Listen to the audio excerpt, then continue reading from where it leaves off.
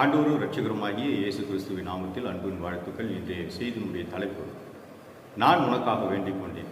I have prayed for you. லூக்கா எழுதின சுவிசேஷம் 22வது அதிகாரம் 31வது 32வது வசனம். இன்னும் கர்த்தர், சீமோனே சீமோனே, இது கோதுமையை சுலகினால் புடைக்கிறது போல சாத்தான் உங்களை புடைக்கிறதுக்கு உத்தரவு கேட்டுக்கொண்டார். நானும் உன் விசுவாசம் ஒழிந்து போகாதபடிக்கு உனக்காக வேண்டிக் கொண்டேன். நீ குணப்பட்ட பின்பு உன் சகோதரரை ஸ்திரப்படுத்து என்றார். ஆண்டவராகிய இயேசு கிறிஸ்து சிலுவைக்கு போவதற்கு முன்பாக அவர் இந்த ராத்திரி வேளையிலே சீஷர்களோடு கூட அவர் அப்பம் பிட்டு கர்த்தருடைய பந்தியை அவர்கள் முடித்த பின்பு அவர்களோடு கூட ஆண்டவர் பேசுகிறார். எதை குறித்து பேசினார் என்றால், அந்த இரவு வேளையில் நடக்கக்கூடிய மிக கடுமையான ஒரு சோதனை சூழ்நிலை குறித்து ஆண்டவர் சீஷர்களோடு சொன்னார். 3 காரியங்களை சொன்னார். முதலாவது, வரக்கூடிய ஆபத்தை குறித்து எச்சரித்தார். 2வது, பேதுருவை உற்சாகப்படுத்தும்படியான வார்த்தையை கர்த்தர் சொன்னார். 3வது, பேதுருக்கு ஒரு கட்டளை கொடுத்தார். முதலாவது பார்க்கிறோம், வரக்கூடிய ஆபத்தை குறித்து கர்த்தர் எச்சரித்தார். எ டேஞ்சரஸ் கிரைசிஸ், ஒரு ஆபத்தான ஒரு சூழ்நிலை இப்போது வந்து கொண்டிருக்கிறது. அது என்னவென்றால், சீஷர்களுக்கு அவர்கள் சோதிக்கப்பட போகிறார்கள். கண்ணுக்கு தெரியாத ஆவிக்குரிய உலகத்தில் நடக்கக்கூடிய ரகசியங்களை இயேசு சீஷர்களுக்கு சொன்னார். சாத்தான் சீஷர்களை சுலகினால் புடைக்கிறது போல புடைப்பதற்கு உத்தரவு கேட்டுக்கொண்டான் என்று இயேசு அவர்களிடத்தில் சொன்னார். அப்படி என்றால், கடுமையான ஒரு சோதனையை சாத்தான் அவருடைய வாழ்க்கையில் கொண்டு வரப்போகிறார். அது என்ன சோதனை? அவர்கள் விசுவாசத்தை மறுதலிக்கக்கூடிய சோதனை வரப்போகிறது என்பதை இயேசு எச்சரித்தார். ஆம் அருமையானவர்களே, இந்த உலகத்தில் நாம் காண முடியாத இந்த ஆவிக்குரிய உலகத்தில் பிசாசு பல விதத்தில் நம்மை சோதிக்கும்படிக்கு, விசுவாசத்தை விட்டு நம்மை விலக்கும்படிக்கு கடுமையான சோதனைகளை நம் வாழ்க்கையில் அவன் கொண்டு வருகிறான்.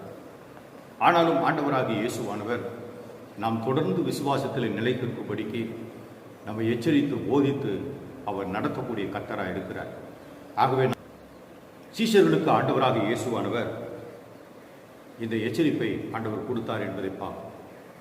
முதலாவது பார்க்கிறோம், வரக்கூடிய ஆபத்தை குறித்து எச்சரிப்பு என்னவென்றால், சுலகினால் புடைக்கிறது போல கடினமான சூழ்நிலை, கிறிஸ்துவின் மீது உள்ள விசுவாசத்தை மறுதலிக்கிற சூழ்நிலை வருகிறது. 2வது, இந்த கொடூரமான சோதனையில் யூதாஸ் அவன் விடுக்கு போனான்.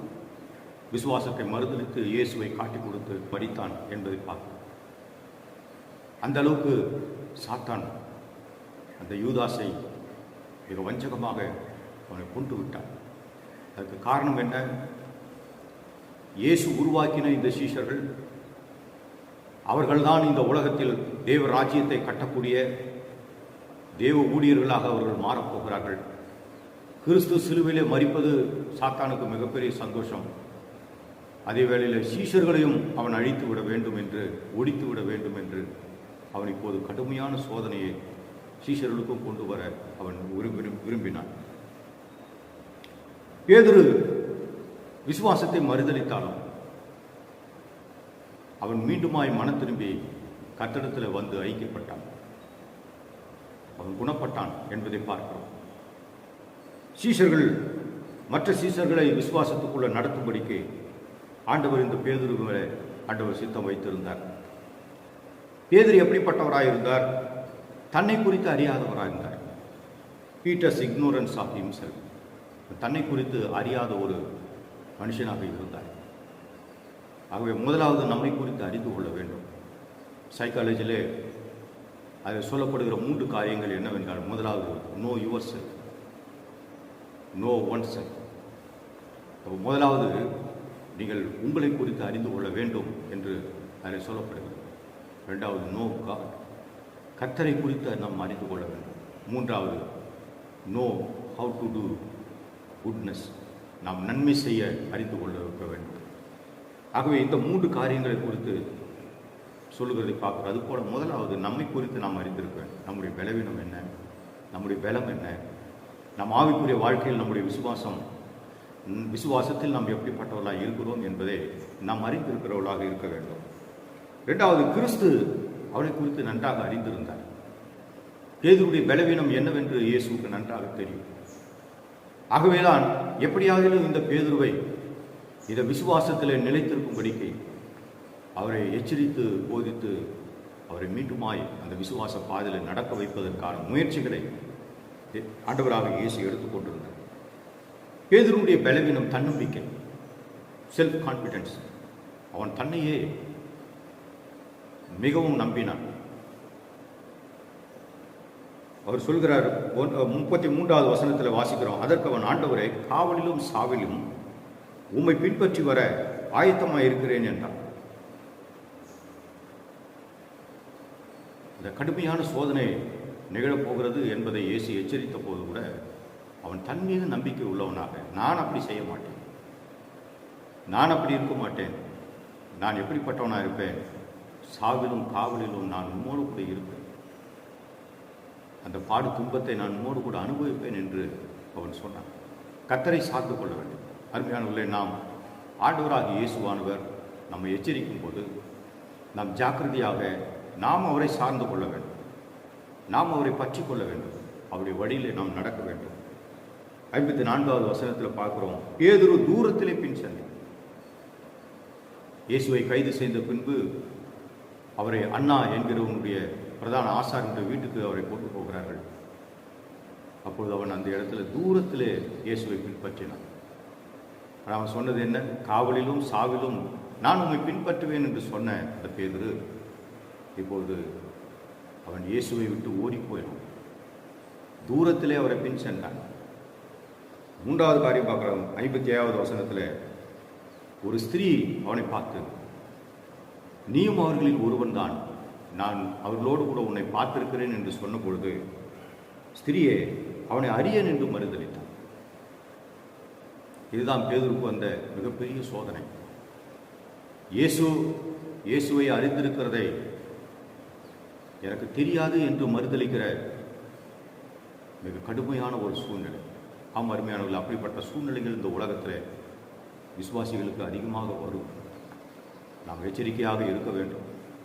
திருமண நேரங்கள், மரண நேரங்கள், நம்முடைய வீட்டு சொந்த விழாக்கள், இப்படி போன்ற சூழ்நிலைகளில் நாம் கிறிஸ்துவை மெய்யாகவே நாம் விசுவாசிக்கிறோமா, நாம் அவரை பின்பற்றுகிறோமா, அவருடைய வசனத்துக்கு கீழ்ப்படுகிறோமா என்பதை நம்மை ஆராய்ந்து பார்க்க வேண்டும். இந்த சம்பவங்கள் பல நாட்களுக்கு பிறகு நடக்கவில்லை. இயேசு அவர்களோடு பேசிய சில மணி நேரத்திலேயே பேதுரு அவர் மறுதளிக்கிறவராக மாறிவிட்டார். இயேசுவுக்கு நம்முடைய பலம் என்ன என்று தெரியும், நம்முடைய பலவீனம் என்னவென்று தெரியும். ஆகவே தான் அவர் முன்பாகவே பேதுருவை அவர் எச்சரித்தார். பேதுரு ஆபத்தை குறித்து உணராதவராயிருந்தார். Unconscious of danger. வரக்கூடிய ஆபத்தை குறித்து இயேசு எச்சரித்தாலும் அதை குறித்து அவர் உணராதவராயிருந்தார். ஒன்றும் நடக்காது, பார்த்துக்கலாம், எது வந்தாலும் பார்த்துக்கலாம் என்கிற ஒரு தவறான எண்ணத்தில், மனப்பான்மையில் அவர் இருந்தார். நாம் அப்படி இருக்கக்கூடாது. அருமையானவர்களே, இந்த ஆவிக்குரிய உலகத்தில் சாத்தான் மிக தீவிரமாக வேலை செய்து கொண்டிருக்கிறார். விசுவாசிகளை விசுவாசத்தை விட்டு பிரிப்பதற்கு, பின்மாற்றம் அடைய செய்வதற்கு, கர்த்தரை விட்டு தூர போவதற்கு, கர்த்தரை மறந்து போவதற்கு, கர்த்தரை மறுதளிப்பதற்கான கொடுமையான சோதனைகளை அவன் கொண்டு வருவான். ஆனால் இந்த நாட்களில் நம்முடைய விசுவாசத்தை நாம் காத்துக்கொள்ள நாம் ஜாக்கிரதைப்பட வேண்டும். சாத்தானுடைய விருப்பம் பேதுருவை அழிக்க வேண்டும் என்பது, ஆனால் இயேசுவின் விருப்பம் பேதுருவை விடுவிக்க வேண்டும் என்பது. பேதுரு தான் நிற்கிற இடத்தையே அவன் அறியாதவனாக இருந்தான். அப்படி என்றால் அருமையான தேவ பிள்ளைகளே, நாம் எப்படிப்பட்ட சூழ்நிலையில நாம் நின்று கொண்டு இருக்கிறோம் என்கிற அந்த அறிவு நமக்குள்ள வர வேண்டும் என்று கர்த்தர் விரும்புகிறார். நிற்கிறேன் என்று சொல்லுகிறவன் விழாதபடிக்கு எச்சரிக்கையாக இருக்க கடவன் என்று வசனம் சொல்கிறது. ஆகவே நாம் நம்மீது நம் நம்பிக்கை வைக்காதபடிக்கு நம்மை வழிநடத்துகிற, நம்மை விடுவிக்கிற, நம்மை காப்பாற்றுகிற அந்த கர்த்தரை நாம் விசுவாசிக்க வேண்டும் என்று கர்த்தர் விரும்புகிறார். இரண்டாவது காரியம் பார்க்கிறோம், பேதுருக்கு இயேசு உற்சாகத்தை கொடுத்தார்.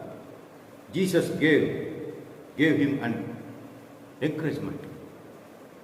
32வது வசனம் சொல்லுது, நானும் உன் விசுவாசம் ஒழித்து போகாதபடி உனக்காக வேண்டிக் கொண்டேன் என்று சொன்னார். அப்படி என்றால் ஆண்டவராக இயேசுவானவர் நமக்காக வேண்டுதல் செய்கிறவராக intercession prayer he offered before the Father. பிதாவுக்கு முன்பாக இயேசுவானவர் நமக்காக பரிந்து பேசுகிறவராய் இருக்கிறார். அந்த ஆண்டவராக இயேசு மிக அருமையான ஒரு ஆண்டவர், நமக்காக வேண்டுதல் செய்கிற ஒரு ஆண்டவராக இருக்கிறார். எபிரேயருக்கு எழுதின நிருபம் 7வது அதிகாரம் 25வது வசனத்தில் வாசிக்கும் போது, அவர் பிதாவின் வலது பாரிசத்தில் வீற்றிருந்து நமக்காக வேண்டுதல் செய்கிறார். அப்போஸ்தலர்களுக்காக அவர் ஜெபிக்கிறார். யோவான் சுவிசேஷம் 17வது அதிகாரம் 1ஆம் வசனத்திலிருந்து நாம் வாசிக்கும்போது அங்கே இயேசுவானவர் சீஷர்களுக்காக ஜெபிக்கிறார். சீஷருடைய பாதுகாப்பு, அவருடைய ஐக்கியம், ஒற்றுமை, பிதாவோடு கூட இருக்கிற அந்த ஐக்கியம் மற்றும் அவருடைய பாதுகாப்புக்காக இயேசுவானவர் ஜெபிக்கிறார். முக்கியமாக பேதுருவினுடைய விசுவாசத்துக்காக இயேசு வேண்டுதல் செய்தார் என்பதை பார்க்கிறோம். ஆண்டவராக இயேசு இந்த பேதுரு மேல மிகுந்த அக்கறை உள்ளவராக இருந்தார். காரணம், பேதுருவை கொண்டுதான் அவர் மிகப்பெரிய நோக்கத்தின் திட்டத்தை வைத்திருந்தார். அருமையானுள்ள, இன்றைக்கும் பெரிய நோக்கத்தின் திட்டத்தை உங்கள் மேல் வைத்திருக்கிற ஆண்டவராக இயேசுவானவர் உங்கள் விசுவாசம் ஒழிந்து போகாதபடிக்கு சோதனை வேளையில், கடுமையான சூழ்நிலை மத்தியில், போராட்டங்கள், பாடுகள், துன்பங்கள், உபத்திரவங்கள், பலவீனங்கள், நஷ்டங்கள் மத்தியில் நீங்கள் உங்கள் விசுவாசத்தை விட்டு விடாதபடிக்கு இயேசுவானவர் உங்களுக்காக வேண்டுதல் செய்கிறவராக இருக்கிறார். தேவன் மேலுள்ள தேவ பிள்ளைகளுடைய விசுவாசத்தை அழிக்கும்படிக்குத்தான் சாத்தான் இப்படிப்பட்ட சோதனைகளை அவன் கொண்டு வருகிறான். ஏன் ஆண்டவர் இந்த சோதனையை அனுமதிக்கிறார்? நீங்கள் அந்த சோதனையிலே வெற்றி பெறும் பொழுதுதான்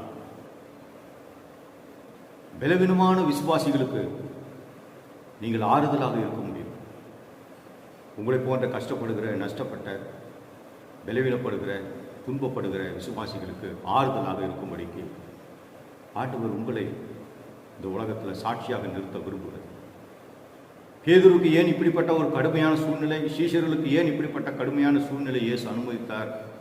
அப்போதுதான் அவர்கள் பின்னாட்களிலே ஆயிரக்கணக்கான விசுவாசிகளுக்கு அவர்களை விசுவாச பாதையை நடத்தக்கூடிய விசுவாச வீரர்களாக இருப்பார்கள் என்று இயேசு அறிந்திருந்தார். ஆகவே 3 ஆண்டுகள் இயேசுவோடு கூட இருந்த சீஷர்களுக்கு இந்த கடைசி நேரத்தில் மிகப்பெரிய கடுமையான ஒரு சோதனை. இந்த சோதனையில் அவர்கள் வெற்றி பெற வேண்டும் என்பதுதான் இயேசுவினுடைய மிகப்பெரிய நோக்கம். ஆகவே இயேசு எல்லா விதத்திலும் அவர் நம்மை போல சோதிக்கப்பட்டும் பாவம் இல்லாதிருக்கிற பிரதான ஆசாரியராக நமக்கு இருக்கிறார். எபிரேயர் 4:15. அதனால் அவர் தாமே சோதிக்கப்பட்டு பாடுபட்டதினாலே அவர் சோதிக்கப்படுகிறவர்களுக்கு உதவி செய்ய வல்லவராக இருக்கிறார். எபிரேயர் 2:18. அருமையானவர்களே, நம்முடைய ஆண்டவராக இயேசுவானவர் எல்லா விதத்திலும் நம்மை போல சோதிக்கப்பட்டு ஜெயித்தார். பாவத்தை ஜெயித்தார், மரணத்தை ஜெயித்தார், சாத்தானை ஜெயித்தார். அந்த ஜெய் கிறிஸ்துவானவர் நம்மோடு கூட இருக்கிறார். ஆகவே உங்களுடைய கடினமான சூழ்நிலையில் நீங்கள் விசுவாசத்தை காத்து நடக்க ஆண்டவர் உங்களுக்கு உதவி செய்வாராக. 3வது காரியம், கர்த்தர் பேதுருவிடத்தில் ஒரு கட்டளை கொடுக்கிறார். 32வது வசனம், நீ குணப்பட்ட பின்பு உன் சகோதரரை ஸ்திரப்படுத்தி என்றார். ஸ்ட்ரென்தன் தை பிரதர். அப்படி என்றால் மற்ற சீஷர்களும் பேதுருவை போல அவர்களும் சோதிக்கப்பட்டார்கள், அவர்களும் மறுதலித்தார்கள், அவர்களும் இயேசுவை விட்டு ஓடிப்போனார்கள். அவர்கள் தங்கள் சொந்த பலவீனங்களை கற்றுக்கொண்டார்கள். மத்தேயு சுவிசேஷம் 26:35 வாசிக்கிறோம். சீஷர்கள் எல்லாரும் அப்படியே சொன்னார்கள். பேதுரு சொன்னார், நான் காவலிலும் சாவிலும் உன்னை பின்பற்றுவேன் என்று. சீஷர்களும் அப்படியே சொன்னார்கள். நாங்களும் உம்மை பின்பற்றுவோம் என்று சொன்னார்கள். ஆனால் நடந்தது என்ன? மத்தேயு 26:56 வாசிக்கிறோம். அப்போது சீஷர்கள் எல்லாரும் அவரை விட்டு ஓடி போனார்கள். இயேசுவை கைது செய்த உடனே சீஷர்கள் எல்லாரும் ஓடி போனார்கள். அருமையானவர்களே, இன்றைக்கு பலவீனமான விசுவாசிகள் சபையிலே இருக்கிறார்கள். நாம் அவர்களை பலப்படுத்தும்படிக்கு, விசுவாசத்திலே அவர்கள் பலப்படுத்தும்படிக்கு கர்த்தர் நம்ம கையில் பெரிய பொறுப்பை தந்திருக்கிறார். ஆக இப்படிப்பட்ட பலவீனமான சீஷர்களை மனம் திரும்பி அவர்கள் பலப்பட்டு மீண்டுமாய் அவர்கள் ஊழியத்திலே கர்த்தருடைய ராஜ்யத்தை கட்டுகிறவர்களாக, விசுவாச வீரர்களாக அவர்கள் மாறுபடிக்கு பேதுரு நல்ல முயற்சிகளை எடுத்துக்கொண்டார் என்பதை பார்க்கிறோம். நமக்கு தேவன் அனுமதிக்கும் இப்படிப்பட்ட பாடு துன்பங்களிலே நாம் ஜெயித்தவர்களாக, மற்றவர்கள் இப்படிப்பட்ட சூழ்நிலைக்குள்ளாக போகும்போது நாம் அவர்களுக்கு ஆறுதலாக மாறி அவருடைய விசுவாசத்திலே அவர்கள் பலனடைந்து அவர்கள் இயேசுவுக்கு சாட்சியாக மாற வேண்டும்.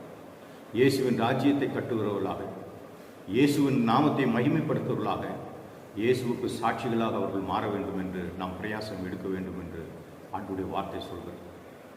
1 தெசலோனிக்கர் 5:14 வாசிக்கிறோம். திடனற்றவர்களை தேற்றுங்கள், பலவீனரை தாங்குங்கள், எல்லாரிடத்திலும் நீடிய சாந்தமாயிருங்கள் என்று. அப்படி என்றால் இன்றைக்கு சபையில் வருகிற அநேக விசுவாசிகள் எல்லாருடைய விசுவாசமும் ஒன்று போல இருப்பதில்லை. சில விசுவாசிகள் விசுவாசத்தில் பலவீனமாக இருப்பார்கள். நாம் அவருடைய பலவீனங்களில் நாம் அவர்களை தாங்கி விசுவாச பாதையிலே அவர்களை நடத்த வேண்டும், முன்னேறி செல்ல நாம் உதவி செய்ய வேண்டும். சில திடனற்றவர்களாக இருப்பார்கள், பயப்படுவர்களாக இருப்பார்கள். நாம் அவர்களுக்கு தைரியத்தை சொல்லி நம்பிக்கையை கொடுத்து வசனத்தினால அவர்களை தைரியப்படுத்தி நடத்த, விசுவாச பாதையிலே நடத்த நாம் ஊக்குவிக்கிறவர்களாக, உற்சாகப்படுத்துவர்களாக நாம் இருக்க வேண்டும் என்று கர்த்தர் விரும்புகிறார். அருமையானவர்களே, இப்படிப்பட்ட திடனற்ற பலனற்ற பலவீனமான இந்த பேதுருவை தான் கர்த்தர் உருவாக்கி குணப்படுத்தி மற்ற 11 சீஷர்களையும் கர்த்தருக்குள்ள நடத்தும்படியான ஒரு மிகப்பெரிய ஒரு பொறுப்பை கர்த்தர் இந்த பேதுருவிடத்தில் கர்த்தர் கொடுத்தார். நிச்சயமாகவே ஆண்டவர் இந்த உலகம் முழுவதிலும் தம்முடைய சீஷர்களை கொண்டு ஆண்டவர் தம்முடைய ராஜ்யத்தை கட்டி எழுப்பினார் என்பதை பார்க்கிறோம். இன்றைக்கு ஆண்டவர் திருச்சபையில் இருக்கிற ஒவ்வொரு விசுவாசிகளும் கொண்டும் ஆண்டவர் பயன்படுத்த விரும்புகிறார். நீங்கள் பலனடைந்து மற்றவர்களுக்கு சாட்சியாக இருக்கும்படிக்கு, மற்றவர்களை விசுவாச பாதையை நடத்தும்படிக்கு கர்த்தர் உங்களை பயன்படுத்த விரும்புகிறார். ஒப்பு கொடுங்கள், கர்த்தர் உங்களை ஆசீர்வதிப்பார். ஜெபம் பண்ணுவோம். பரலோக பிதாவே, பரிசுத்த தகப்பனே, இந்த நல்ல ஜெப வேலைக்காக நன்றி செலுத்துகிறோம். உங்களுடைய கிருபையுள்ள வார்த்தைகளுக்காக ஸ்தோத்திரம். ஆண்டவரே, இந்த வசனத்தை கேட்டு உங்களுடைய பிள்ளைகளை ஆசீர்வதி. இந்த நாட்களிலே உங்களுக்கு வருகிற கடுமையான சோதனைகள், கஷ்டங்கள் மத்தியிலும் விசுவாசத்தை விட்டு விடாதபடிக்கு அவர்கள் தொடர்ந்து விசுவாச பாதையில் நடக்க உதவி செய்யுங்கப்பா. ஆண்டவரே, அதே போல ஆண்டவரே, மற்றவர்கள் பலவீனமான விசுவாசிகளை கர்த்தாவே அவர்கள் இன்னும் அதிகமாய் பலப்படும்படிக்கு உற்சாகப்படுத்தப்படுகிற தேவ பிள்ளைகளாக இருக்க கிருபைத்தார். உங்களுடைய பிள்ளைகள் மூலம் உங்களுடைய நாமம் மகிமைப்படட்டும், உங்களுடைய ராஜ்யம் கட்டப்படுவதாக ஒவ்வொருவரையும் எடுத்து பயன்படுத்துங்க, ஆசீர்வதிங்க. இயேசுவின் நாமத்தில் பிதாவே, ஆமென். God bless you. கர்த்தர் உங்களை ஆசீர்வதிப்பாராக.